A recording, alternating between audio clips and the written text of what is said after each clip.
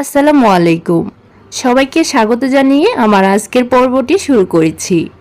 আজ তৈরি করে দেখাবো রেশমি জিলাপি। গতানুগতিক জিলাপির থেকে এই জিলাপিগুলা একটু চিকন আর কালারফুল হওয়াতে এর নাম রেশমি জিলাপি। জিলাপি তৈরি করার ক্ষেত্রে আপনাকে আগে থেকে প্রিপারেশন নিতে হবে না। কিভাবে ময়দার ব্যাটার তৈরি করে ঝটপট জিলাপি তৈরি করে নেওয়া যায়, আজকে সেই রেসিপিটি তৈরি করে দেখাবো। আশা করছি আজকের রেসিপি আপনাদের কাছে ভালো লাগবে। রেসিপি ভালো লাগলে চ্যানেলটিকে সাবস্ক্রাইব করে রাখবেন। তাহলে চলুন দেরি না করে আজকের রেসিপিটি শুরু করি। প্রথমে আমরা জিলাপির জন্য শিরা তৈরি করে নেব। দিয়ে দিচ্ছি 2 কাপ পরিমাণ চিনি। এখন এতে দিয়ে দিচ্ছি 1 কাপ পরিমাণ পানি। 2 কাপ চিনির জন্য 1 কাপ পানি যথেষ্ট। এখন একটি স্প্যাচুলা দিয়ে নাড়িয়ে দিচ্ছি। চুলাটাকে জ্বালিয়ে একবার ফুটিয়ে নিলে হবে। যেহেতু আমাদের চিনি এবং পানির পরিমাণ একদমই পারফেক্ট, তো দেখুন আমাদের শিরা তৈরি হয়ে গিয়েছে। আমি এখন চুলাটাকে অফ করে দেব। জিলাপির ব্যাটার তৈরি করার জন্য আমি এখানে একটি মিক্সিং বোল নিয়েছি। এর উপরে দিয়ে দিচ্ছি একটি স্ট্রেনার।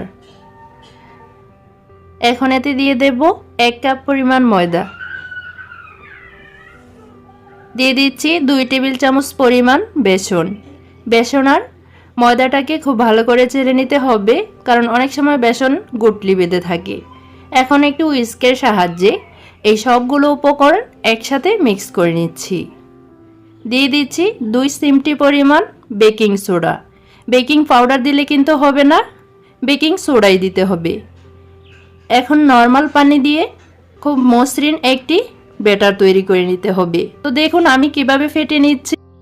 এই জিলাপির ব্যাটারটা তৈরি করতে আমাদের সময় লেগেছে 10 থেকে 12 মিনিট। এখানে আমি সামান্য পরিমাণ অরেঞ্জ ফুড কালার দিয়েছি, আপনারা না দিতে চাইলে স্কিপ করতে পারেন। জিলাপি তৈরি করার জন্য আমি একটি স্প্রাইটের বোতল নিয়েছি আর বোতলের ক্যাপটা একটু ফুটা করে নিয়েছি। এই বোতলের ভিতরে এখন জিলাপির ব্যাটারটুকু ঢেলে নেব।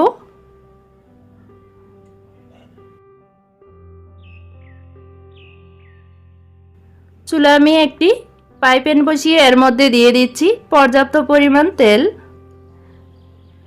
তো তেলটা গরম হয়ে গিয়েছে। এখন আমি জিলাপির পেস্ট দিয়ে নিচ্ছি। জিলাপি পেস্ট দেওয়ার ক্ষেত্রে দরা বাঁধা কোনো নিয়ম নেই। তো দেখুন তেলে ছাড়ার পরে এই জিলাপিগুলা এমনিতেই তেলের উপরে ভেসে উঠবে। এখন আমি একটি পাশ উল্টিয়ে দিচ্ছি।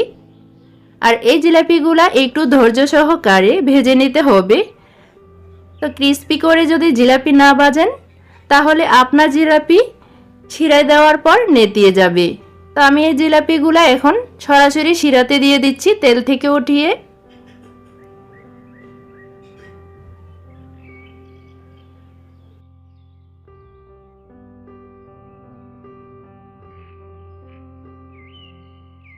এখন এই জিলাপিগুলো আমি শিরা থেকে উঠিয়ে একটি প্লেটে সার্ভ করে নিচ্ছি।